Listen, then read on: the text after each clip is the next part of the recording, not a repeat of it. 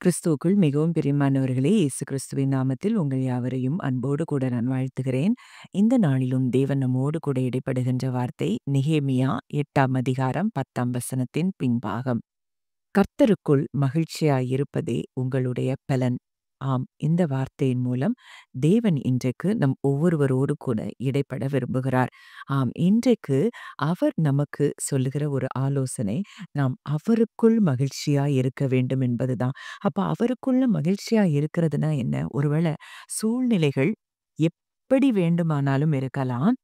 ஆனா, நமக்குள்ள ஆவியில ஒரு களி கூறுதல் எப்பொழுதும் இருக்க வேண்டும் என்பதை தேவன் நமக்கு இன்றைக்கு கற்றுக் கொடுக்கிறத நம்ம பார்க்கிறோம். அது அந்த மகிழ்ச்சி எப்ப வருமா? அவருடைய பிரசன்னத்திலயும், அவருடைய தயவின் மூலமா நம்ம அந்த மகிழ்ச்சியோட நம்ம நிச்சயமா இருக்க முடியும். சூழ்நிலைகளை பார்த்து வருகிறது அதற்கு பெயர் மகிழ்ச்சி இல்ல. அதுக்கு அதுக்கு பெயர் தான் ஹாப்பினஸ் அப்படின்னு சொல்றோம். அதாவது ஹாப்பினஸ் டிபெண்ட்ஸ் அப்பான் ஹேப்பனிங்ஸ் அப்படின்னு சொல்லப்படுறத நம்ம கேட்டிருக்கிறோம். அப்போ நடக்கிற காரியங்கள் ஒருவேளை நன்மையான காரியங்கள் நமக்கு நடந்ததுன்னா, அதை வைத்து நாம் சந்தோஷப்படுவது உண்மையான சந்தோஷம் அல்ல, மகிழ்ச்சி அல்ல. சூழ்நிலைகள் எப்படி இருந்தாலும் எனக்கு ஒரு தேவன் இருக்கிறார். அவர் எனக்கு தகப்பனாய் இருக்கிறார். அவரால செய்யக்கூடாத அதிசயமான காரியம் எதுவும் இல்ல.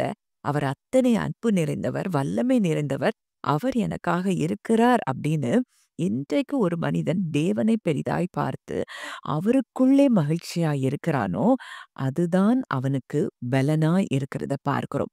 இந்த சந்தோஷம் நம்ம ஏதோ முயற்சி பண்ணி, நம்ம ஏதோ செஞ்சு இதனால வருகிற சந்தோஷம் இல்ல. இது முழுமையுமாய் அவரை சார்ந்து கொள்வதினால் வருகிற சந்தோஷமாய் இருக்கிறது. அதுதான் நம்முடைய பலனாய் இருக்கிறதுன்னு வேதம் சொல்லுது. அந்த பலன் அப்படிங்கிறதுக்கு நம்ம எத பார்க்கலான்னா, அந்த அப்படிப்பட்ட மகிழ்ச்சியில இருக்கிற ஒரு மனிதன் எப்பொழுதும் ஒரு பாதுகாப்பு உணர்வுல நிச்சயம் இருப்பான். ஏன்னா தேவன் அவனை அப்படித்தான் பாதுகாக்கிறார் என்பதை அவன் அறிந்து வைத்திருக்கிறான். ஒரு புரொடெக்ஷன், ஒரு சேஃப்டி, ஒரு கோட்டையாய் என் தேவன் எனக்கு இருக்கிறார். ஆனபடியினால எந்த தீங்கும் என் வாழ்க்கையில நடக்க முடியாது அப்படிங்கிற உறுதியோட அப்படிப்பட்ட மனிதன் இருக்கிறான் என்பதை நம்ம அறிந்து கொள்ள வேண்டும். அப்போ இன்னைக்கு நம்ம பார்க்கிறோம் வேதத்துல எத்தனையோ பரிசுத்தவான்கள் சூழ்நிலையை பார்க்காம அவரை பெரிதாய் பார்த்து எல்லாவற்றிலும் ஜெயத்தை சுதந்தரித்துக் கொண்டதை நம்ம பார்த்திருக்கிறோம். அப்போ 1 நாளாகம் 16:27 பார்க்கிறோம், மகிமையும் கனமும் அவர் சமூகத்தில் இருக்கிறது, வல்லமையும் மகிழ்ச்சியும் அவர் ஸ்தலத்தில் இருக்கிறது. அப்ப வல்லமையும் மகிழ்ச்சியும் எங்க இருக்கா? அவர் ஸ்தலத்துல இருக்குதா? அவர் இருக்கிற இடத்துல தான், அந்த பிரசன்ஸ் இருக்கிற இடத்துல அங்க மகிழ்ச்சி இருக்கிறது. இன்னைக்கு நீங்களும் நானும் எந்த இடத்துல இருக்கிறோம்? எப்பொழுதுமே அவர் பிரசன்ஸ என்ஜாய் பண்ற இடத்துல இருக்கிறோமா?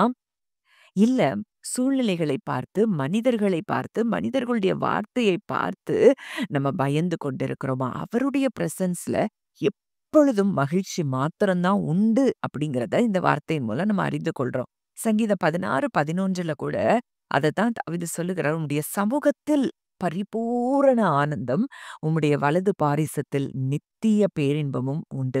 அப்ப அவர் சமூகத்துல அங்க பரிபூர்ண ஆனந்தம் தான் இருக்கு. அவர் வலது பாரிசத்துல அங்க நித்திய பேரின்பம் தான் இருக்கு. இன்றைக்கு உலகத்துல மனிதர்கள் அங்க மகிழ்ச்சிய தேடி எதெல்லாமோ நாடி ஓடிட்டு இருக்கிறாங்க. ஒருவேளை சினிமா தியேட்டர்ஸ்க்கோ, இல்ல எத்தனையோ போதை பழக்கவழக்கங்களுக்கு இதெல்லாம் அவங்களுக்கு மகிழ்ச்சிய தருதுன்னு சொல்லி எத்தனையோ விதமான அடிக்ஷன்ஸ்குள்ள மக்கள் சிக்கிக் கொள்றத நம்ம பார்க்கிறோம். ஆனா, நித்திய பேரின்பம் என்று ஒன்று உண்டுன்னா, அது அவருடைய பிரசன்ஸ்ல மாத்திரம் தான் இருக்கு. அவருடைய பிரசன்ஸ்க்கு போகும்போது, பர்வதம் போல இருக்கிற காரியங்கள், பிரச்சனைகள் கூட மெழுகு போல உருகி போகும். அந்த மகிழ்ச்சியில நம்ம ஊறி திளைக்கும்போது, நமக்கு எதிரா இருக்கிற அத்தனை போராட்டங்களும் அது மறைந்து போகும். அது இல்லாமல் போகுங்கிறதுல சந்தேகமே கிடையாது. அப்போ இங்க எனிமி நமக்கு எத எத எப்பவுமே எத திருடுறதுக்கு வர்றான்னா, நம்ம கிட்ட இருக்கிற அந்த அந்த ஜாய திருடுறதுக்காக தான் அவன் வர்றான். ஏன்னா அவனுக்கு தெரியும், இந்த மகிழ்ச்சி இருந்தா அவன் எப்பவுமே ஸ்ட்ராங்கா இருப்பான். அவன அசைக்க எதால முடியாதுங்கிறது அவனுக்கு தெரிந்ததுனால தான், இந்த சந்தோஷத்தை திருடுறதுக்காகத்தான் இரவும் பகலும் அவன் சுற்றி திரிந்து கொண்டிருக்கிறத நம்ம பார்க்கிறோம். அப்போ இன்றைக்கு நம்ம இந்த வகையான மகிழ்ச்சி நம்ம வாழ்க்கையில எப்பவும் இருக்கணும்னா, முதலாவது நம்ம செய்ய வேண்டிய காரியம் எப்பொழுதும் தேவனுக்கு நன்றி அறிவுள்ளவர்களாய் நம்ம இருக்கணும். நன்றி அறிதல் உள்ளவர்களாய் இருக்க வேண்டும். அப்பதான் இந்த மகிழ்ச்சி நமக்கு எப்பவும் இருக்கிறத நீங்க பார்ப்பீங்க. காலையில எழும்புறோமா, இன்றைக்கு நம்ம ஜீவனோடு இருக்கிறோமா, இன்றைக்கு நம்ம குடும்பம் காக்கப்பட்டிருக்குதா, அதுக்கு நன்றி சொல்லி நம்ம பழகணும்னு சொல்லி தேவன் விரும்புகிறத நம்ம பார்க்கிறோம். ஏன்னா, அப்படிப்பட்ட நன்றியுள்ள இருதயம் தான் உணர்வுள்ள இருதயமா இருக்கும். அந்த இருதயம் தான் வெளிச்சம் நிறைந்த இருதயமா இருக்கும். அந்த இருதயத்திற்கு விரோதமாய் சத்துரு ஒரு நாளும் கிரியை செய்ய முடியாது. நம்ம ஏசாயா 61:3ல கூட பார்க்கிறோம். அங்கே புலம்பலுக்கு பதிலாக ஆனந்த தைலத்த கொடுக்கிற தேவனாய் அவர் இருக்கிறாராம். ஒடுங்கின ஆவிக்கு பதிலாக துதியின் உடையை கொடுக்கிற தேவன். ஏன் இந்த துதியும், இந்த அந்த மகிழ்ச்சியும் நம்ம வாழ்க்கையில மிகப்பெரிய விடுதலைகளை கொண்டு வரக்கூடிய காரணங்களாய் இருக்கிறத நம்ம பார்க்கிறோம். அப்போ ஏசாயா 12:2ல பார்க்கிறோம். இதோ தேவனே என் ரட்சிப்பு, நான் பயப்படாமல் நம்பிக்கையாயிருப்பேன். கர்த்தராகிய யெகோவா என் பெலனும், என் கீதமுமானவர். அவரே எனக்கு இரட்சிப்புமானவர். நீங்கள் இரட்சிப்பின் ஊற்றுகளிலிருந்து மகிழ்ச்சியோடே தண்ணீர் மொண்டு கொள்வீர்கள். அப்போ இரட்சிப்பின் ஊற்றுன்னு ஒண்ணு இருக்கு. நம்ம எந்த காரியத்துலலாம் நமக்கு இரட்சிப்பு வேணும், விடுதலை வேணும், அப்படின்னு சொல்லி நம்ம வாஞ்சிக்கிறோமோ, அந்த காரியங்கள் எல்லாவற்றுக்கும் என்னன்னா மகிழ்ச்சி தான்.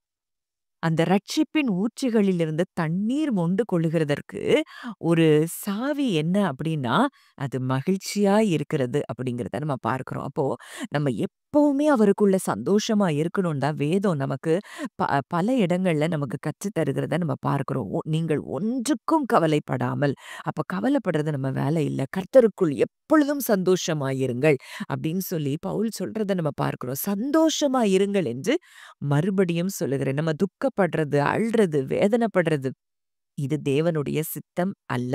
வசனம் சொல்லுது, எப்பொழுதும் சந்தோஷமா இருங்கள். இடைவிடாமல் ஜெபம் பண்ணுங்கள். எல்லாவற்றிலேயும் ஸ்தோத்திரம் செய்யுங்கள்.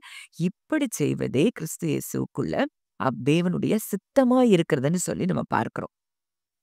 அப்போ இன்றைக்கு நம்ம எதை செய்து கொண்டிருக்கிறோம்? புலம்பலும், அழுகையும், முறுமுறுப்பையும் இன்றைக்கு நம்மை விட்டு ஓய்ந்து போக பண்ணுவோம். நம்ம வாழ்க்கையில கர்த்தர் மகத்துவமான காரியங்கள செய்கிறத நீங்க நிச்சயமா பார்ப்பீங்க. ஏன்னா அததான் சொல்றாரு. அவரே எனக்கு கீதமா இருக்கிறாரு. அவரே எனக்கு ரட்சிப்பா இருக்கிறான்னு தாவீது சொல்றது தான் அங்க ஏசாயால சொல்லப்பட்டிருக்கிற அந்த வார்த்தைய தான் நம்ம தியானித்தோம். அப்ப அவரே கீதமா இருக்கிறாருன்னா, நம்ம எதை குறித்தும் கலங்க தேவையில்ல. அவரே ரட்சிப்பா இருக்கிறார். அதனால நம்ம மகிழ்ச்சியோடு எப்பொழுதும் அவரை துதிக்கிற இருதயத்தோடு, நன்றியுள்ள இருதயத்தோடு இருப்போம். வாழ்க்கையில எல்லா சூழ்நிலைகள்லயும் நம்ம ஜெயத்தை பெறுகிறதை நீங்கள் பார்க்கலாம். ஜெபிக்கலாம். நல்ல தகப்பனே, நன்றியோடு உம்மை துதிக்கிறோம், ஸ்தோத்தரிக்கிறோம் அப்பா. இந்த நாளிலும் எங்களோடு இடைப்பட்ட உம்முடைய வார்த்தைக்காக நன்றி செலுத்துகிறோம். கர்த்தருக்குள் மகிழ்ச்சியாயிருப்பதே எங்களுடைய பலன் என்று ஆவியானவர் இன்றைக்கு எங்களுக்கு கற்றுத் தந்திருக்கிறீரப்பா. சூழ்நிலைகளை பார்க்காதபடி உமக்குள்ளே நாங்கள் மகிழ்ந்து களிகூர ஒவ்வொரு நிமிடமும், ஒவ்வொரு நொடி பொழுது எங்க வாழ்க்கையில அப்பா நாங்க உமக்குள்ளே நாங்கள் மகிழ்ந்து களிகூர எங்களுக்கு நீர் கிருபை பாராட்டும்படி நாங்கள் ஜெபிக்கிறோம். கர்த்தர் சொன்ன அந்த அற்புதமான வார்த்தை எங்க வாழ்க்கையில நாங்கள் பின்பற்ற எங்களுக்கு உதவி செய்யும். இயேசுவின் மூலம் கேட்கிறோம். ஜீவனுள்ள நல்ல பிதாவே. ஆமென்.